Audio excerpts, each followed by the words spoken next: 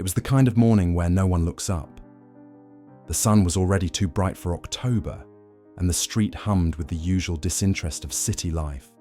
Early coffee runs, tired footsteps, bus exhaust blending into the smell of bakery air. No one expected anything unusual at the corner of East 89th and Rowley, just 2 blocks from the old gas station. But Mia did. At 7:42 a.m., she slammed on her brakes mid-commute, narrowly missing a small, staggering shape that had collapsed on the curb. At first glance, she thought it was a sick dog. Then, she saw the ears. Tall, tufted, black-tipped, and the eyes clouded, desperate, and far too wild for this part of town. It was a bobcat, emaciated and soaked with city grime, dragging one paw as if shattered. There were no woods nearby, no rescue tags, no collar, just bones under fur, a trembling chest, and a look of something that had been running for far too long. And Mia froze, because the wild thing looked right at her. And for a second, it didn't look wild at all. It looked like it was asking for help. If you've ever believed animals can feel just as deeply as we do, keep watching. This is a story about second chances, invisible wounds, and the strange, beautiful ways wild creatures find their way to love. Subscribe to join us on stories where the wild meets the human heart. Because some bonds are born, but the most powerful ones are chosen. The morning traffic on East 89th moved like molasses, thick, slow, mechanical. It was a Tuesday, but it felt like a Monday that had overstayed its welcome. The sun pressed down on the cracked sidewalks of Ridgeville, a mid-sized city stitched together with coffee shops, vintage bookstores, and too many construction cones. It was a city that kept moving, even when hearts didn't. Mia Carter gripped her coffee with one hand and the steering wheel with the other, her eyes barely awake as she inched her beat-up Corolla forward. She was 25, newly moved to Ridgeville, and halfway through her veterinary internship at the local animal clinic. Her days had blurred into a cycle of rescue calls, late-night study sessions, and ramen cups. The city was noisy, impersonal, until that morning changed everything. At precisely 7:42 a.m., as she was rounding the corner near a rusted bus stop, Mia slammed on her brakes. Her coffee flew into the dashboard. Horns screamed behind her, but she didn't move. Because lying there, half on the sidewalk, half in the gutter, was something that didn't belong. It was small, ragged, and curled unnaturally. Mia's first instinct screamed, "Injured dog." But as she stepped out of the car, heart pounding, she saw the unmistakable silhouette. Triangular ears, short tail, spotted legs, a bobcat. In the middle of the city. He was barely the size of a beagle, but thinner, emaciated, really. His fur clung to his frame like it was borrowed. The tufts at his ears twitched, but he didn't lift his head. One paw bent at a sick angle beneath him, and there were patches of missing fur along his back. Dried blood crusted around his muzzle. For a long moment, Mia stood still, breathing in the iron scent of his wounds and the stale city air. She glanced around. No woods nearby, no parks big enough for a bobcat, no crowd gathering, no one calling 911, just the whir of traffic and the weight of a question. How had he gotten here? She crouched low. "It's okay, baby. I see you," she whispered, slowly reaching for the tattered blanket in her trunk. "Don't move." The moment her hand touched his fur, he flinched. But he didn't bite. He didn't growl.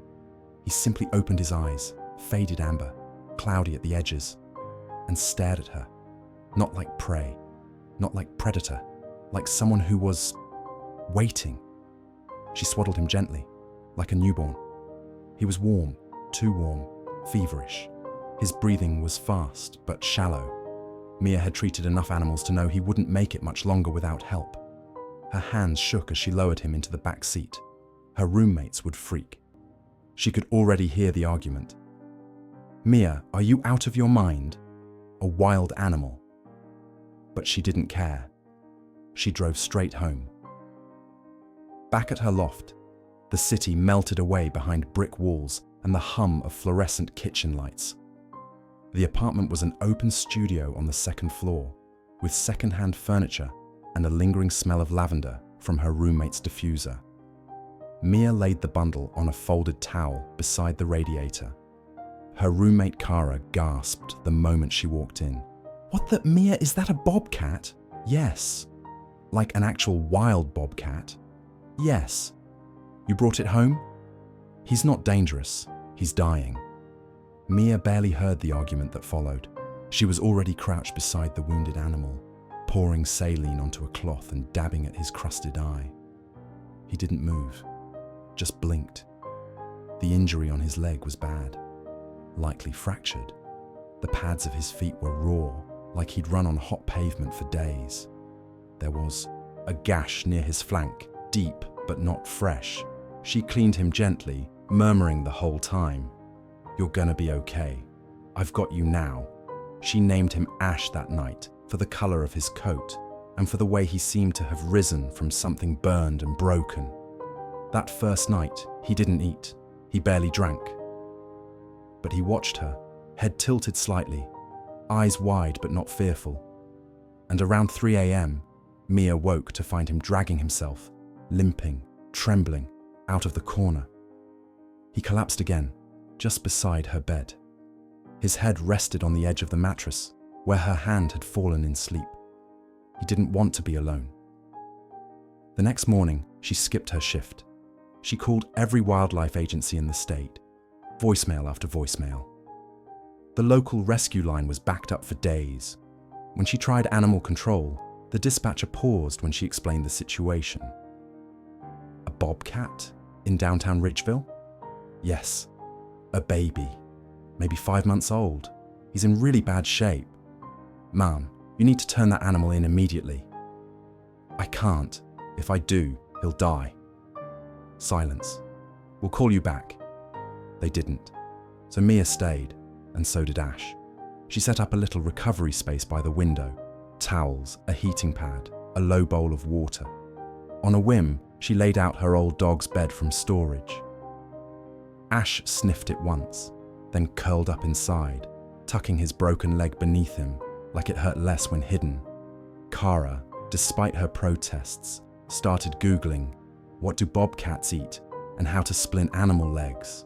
She wasn't a vet, but she was a soft touch at heart, especially after she saw how Ash looked at them, quietly, without wildness. Almost like a cat who'd once known people and was trying to remember how. That afternoon, he ate half a scrambled egg from Mia's hand. Then he lay in her lap, head pressed against her thigh. He was still a wild thing, but he had chosen her. The next few days blurred into one long vigil. Ash slept for hours at a time, his breath shallow but steady.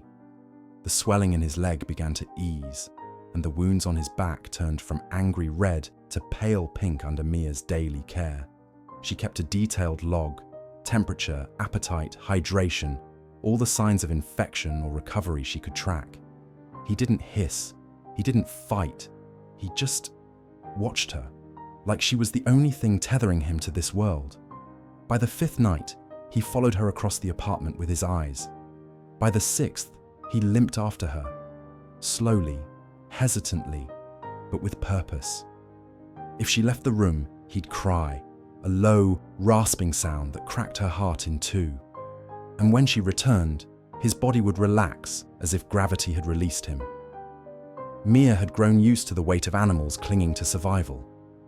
But this was different. Ash wasn't just surviving, he was holding on. To her. They set up a routine.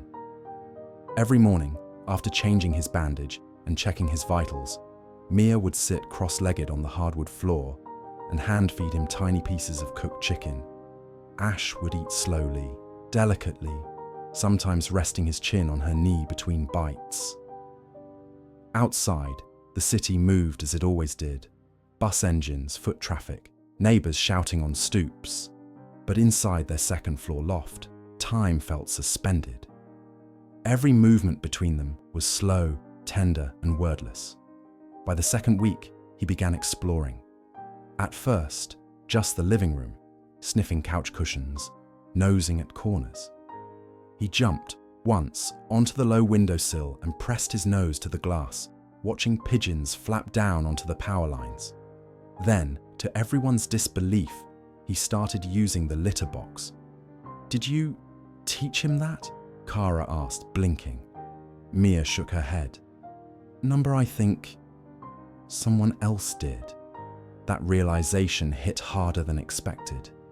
Ash had been raised around people. That much was obvious now. His comfort with enclosed spaces, his willingness to be touched, his strange mix of wild instinct and domestic behavior. Someone had taken him from the wild. Someone had likely bred him, sold him, or raised him in secret, and then dumped him. Mia couldn't fathom it. The cruelty, the abandonment. How you could raise a creature like this, then let him die in the street. She started digging. Late nights on forums, articles, posts from wildlife networks and rescue groups. It didn't take long to find something disturbing. A local news story from just 3 months earlier. Illegal exotic pet operation busted in East Oak. Dozens of animals recovered. Bobcats, fox kits, even baby servals. Most were found in poor health. Many were dead. Some had escaped. The property was near the city's industrial edge, a good 15 miles from Ridgeville's center. A young bobcat could have made that journey, if he was lucky, if he ran. Ash had run all the way to her. As his body healed, his attachment only grew stronger. He followed Mia from room to room, not just during feedings, but while she studied, cleaned, or rested. At night, he curled at the foot of her bed. His head would lift whenever she stirred, eyes drowsy but alert, like he needed to make sure she was still there.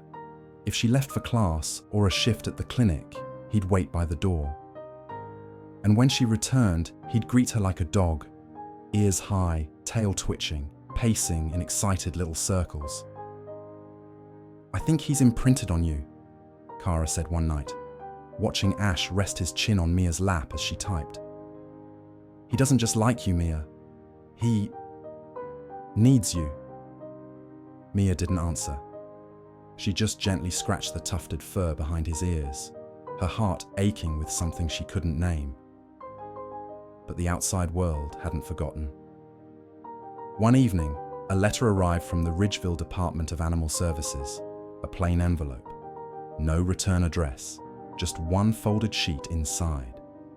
"You are in possession of a non-permitted wild animal. Immediate surrender is required under state and municipal law. Failure to comply may result in seizure and prosecution." Mia sat frozen at the kitchen table, the letter trembling in her hand.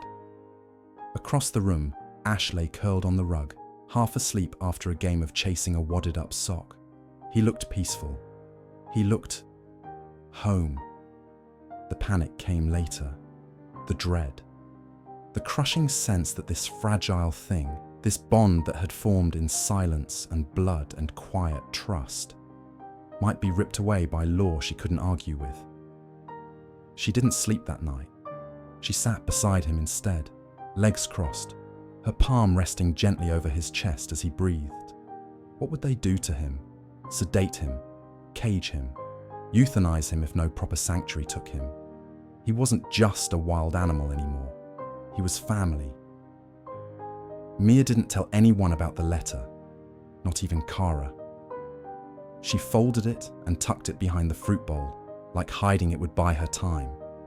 But every time she looked at Ash, that folded paper pressed heavier on her chest.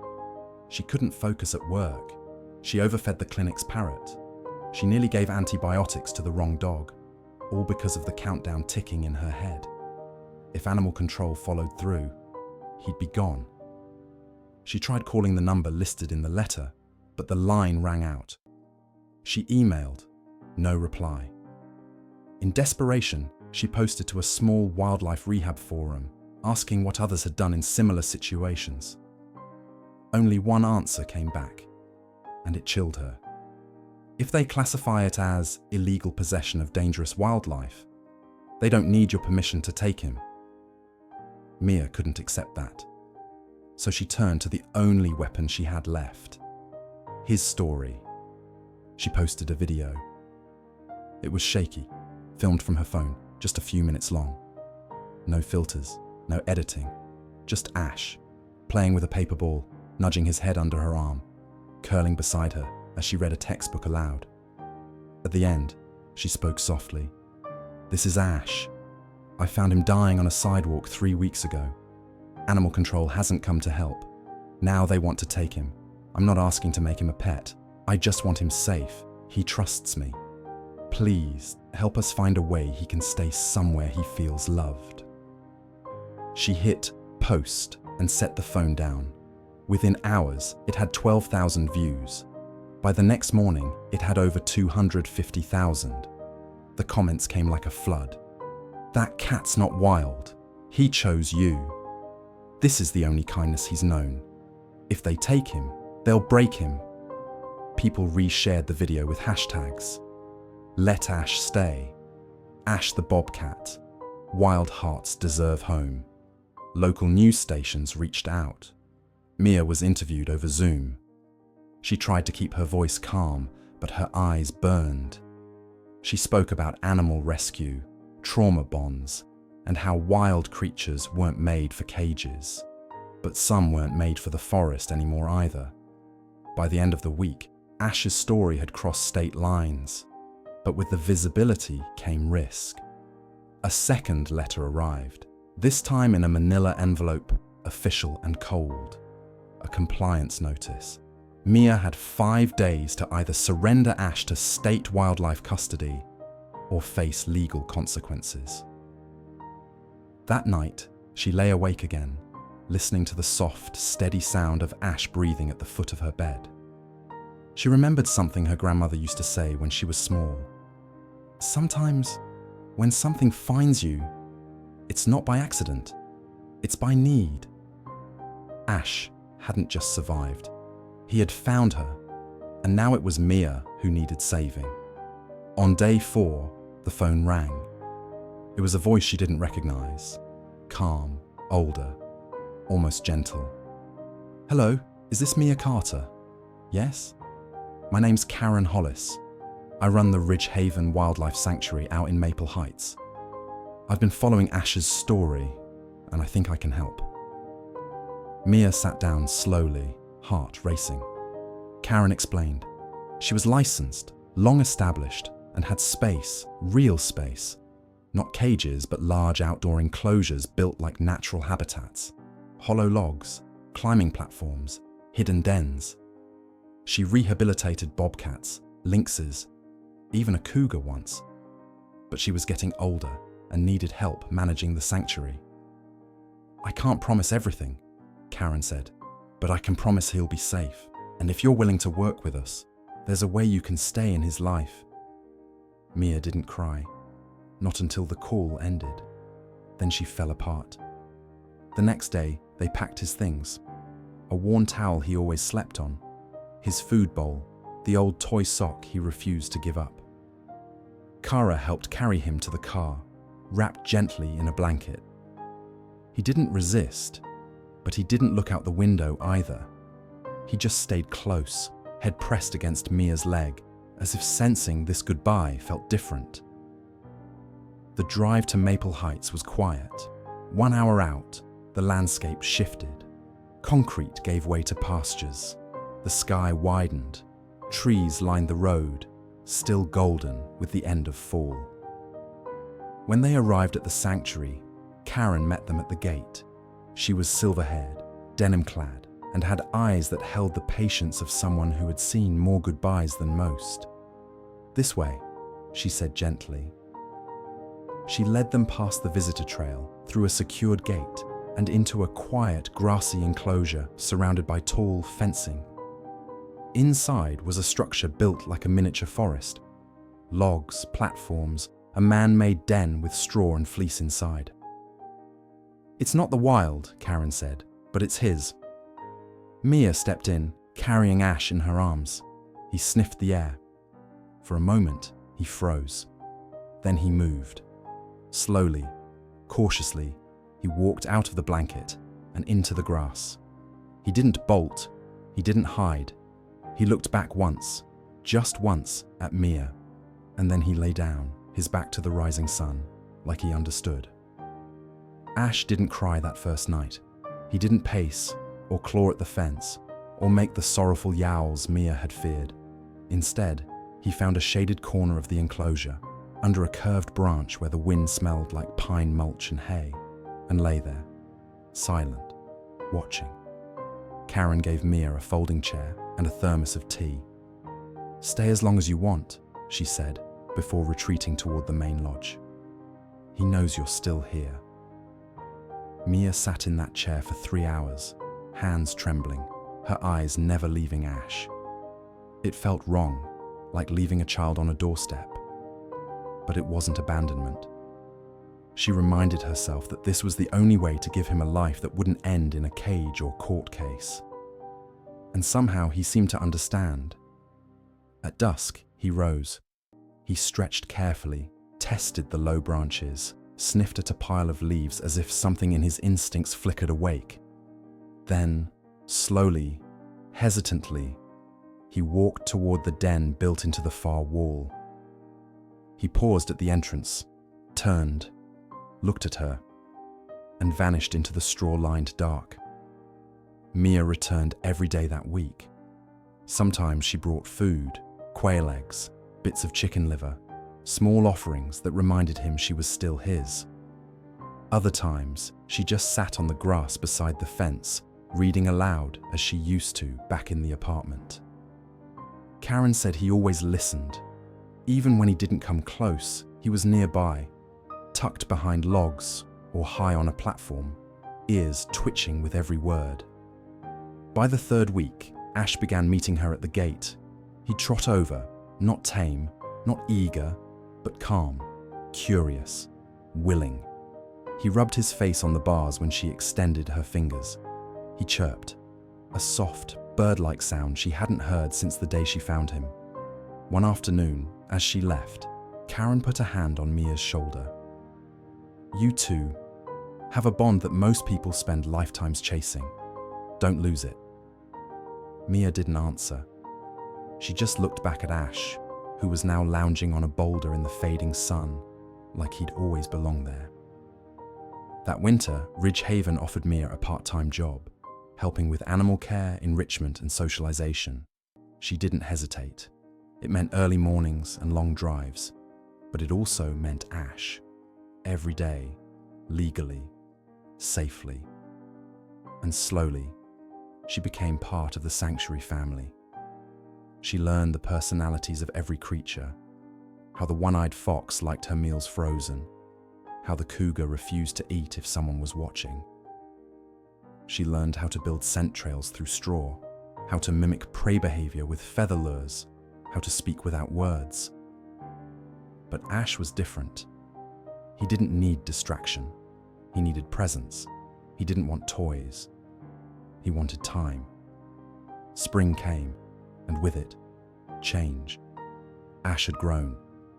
His frame now stretched lean and strong under a healthy coat, his muscles coiled with grace and silent strength.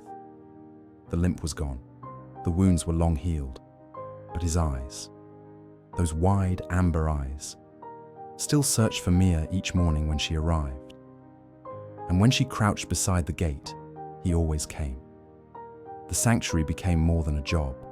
It became her rhythm, her refuge, her way of healing too. Because truthfully, Mia had never truly belonged anywhere. Not since her parent split, not since her last apartment lease ended with a knock and a foreclosure notice. But here, with Karen and the animals and the daily return of trust between predator and person, she felt rooted. Ash had given her more than companionship. He had given her purpose. One evening, near closing, a family visited the sanctuary, parents with a young boy named Theo. He couldn't have been older than 8, shy, quiet. But the moment he saw Ash lounging in his enclosure, his eyes lit up. "Is he wild?" the boy asked. "He was," Mia said, "but now he's something in between." Theo crouched by the fence and made a soft chirping sound. To Mia's surprise, Ash responded. Ears forward, tail flicking, alert. He padded toward the boy, slow and curious. "That's amazing," the father whispered. "He's never seen a bobcat up close. He's on the spectrum. Doesn't connect easily, but this is something." Theo pressed his hand gently against the mesh. Ash mirrored him, nose against fingers. Something passed between them. Software wordless, complete. And Mia realized then, this bond wasn't just hers. Ash had something bigger to offer the world. Karen built a new section of the sanctuary that summer, expanded Ash's territory, added climbing towers, planted native grasses. And Mia was there every step of the way. She wasn't his owner. She wasn't his rescuer anymore. She was just his. And he was hers. Not a pet, not a prisoner, but family. In whatever language the wild speaks. By summer's end, Ash had become a symbol. To the Ridgehaven staff, he was the miracle cat. The bobcat who'd once limped down a city sidewalk half dead, and now roamed a mini-forest with strength in every step. To the visitors, he was mystery wrapped in fur, the kind of animal you didn't just see, you felt. A creature you couldn't quite name, not tame, not wild, something in between. To Mia, though, he was just Ash, the one who still waited by the gate every morning, the one who still chirped when she whispered his name, the one who, every so often, still curled beside her in the grass, like he'd never left that tiny apartment floor. They had carved out a rhythm. She brought his food, scattered scents for enrichment, tracked his health, and stayed long after her shifts ended. Sometimes she just sat in silence outside his enclosure, writing in her notebook, while he paced or napped or watched the wind ripple through the tall grasses. On rainy days, she stayed under the lean-to while he sat just inside the den's mouth, both of them dry, both of them still. It reminded her of how it began, quiet moments without words, a strange peace between species, not handler and animal, just two souls that had found each other. Ash had changed, yes, but so had Mia. The sanctuary had become home, more than any apartment, any veterinary clinic, any temporary place she'd landed before. Karen had offered her a full-time position that spring, not just as a worker, but as a future partner. "You have the patience," Karen had said, "and the instinct. You don't try to change these animals, you listen." Mia said yes without hesitation, not because it was a job, but because it meant she'd never have to leave. And Ash. He was no longer the scared, skeletal creature she found on the curb. He was lean and lithe now, muscles honed, fur sleek. He moved like a shadow across his enclosure, climbed with ease, watched the treetops like he belonged to them. But he still came to her. No matter where he was when she arrived, high on the platform, curled under the grass, hidden behind logs, he would find her. And when their eyes met, the rest of the world went quiet. One morning, after the sanctuary opened for a school field trip, Mia stood beside a group of children explaining Ash's journey. "He isn't a pet," she said gently, "and he never will be. He's not meant to be hugged or walked on a leash or kept in someone's backyard. But that doesn't mean he doesn't love. He does, just on his own terms." A little girl with freckles raised her hand. "Does he remember you?" Mia smiled. He never forgot. That evening, As the sun dipped low and the sky turned to brushed gold, Mia sat just outside the gate, her knees pulled to her chest. Ash lay on a smooth rock across the enclosure, his head resting on his paws, watching her. She opened the gate, just a crack, not to enter, just to let the air flow between them without barrier. Ash stood. He walked to her slowly, unhurried, deliberate. He stopped just inches from the opening and lowered his head. His nose touched her knuckles. A sound left him, a soft, familiar huff. And then he turned with the same silent grace he always had and returned to his perch. She didn't need more than that. Later that week, Mia found a photo Karen had printed from an old trail cam video. The very first time Ash had stood beside her bed in the apartment. A broken shadow with eyes full of hope. She framed it, hung it on the sanctuary wall next to all the others.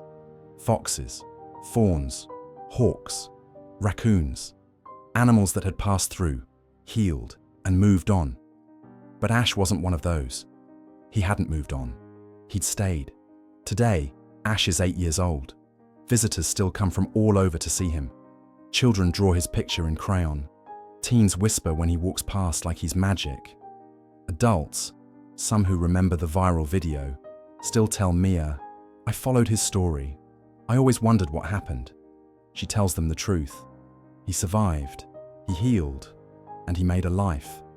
Not as a pet, not in the wild, but somewhere in between. Because love doesn't always look the way we expect. Sometimes it comes in silence, in a shared glance through a fence, in the trust between a girl with a broken past and a bobcat with a shattered leg. They saved each other, without words, without permission. Not a pet, not a prize, just family. If you've ever believed that animals can feel love, that bonds can form across species, that sometimes the most broken hearts find each other, then you already understand Ash. Subscribe to our channel for more real, soul-deep stories of survival, healing, and the mysterious ways animals find the people they were meant for. Because somewhere, right now, another wild heart is learning to trust again, and someone, just like Mia, is ready to meet them.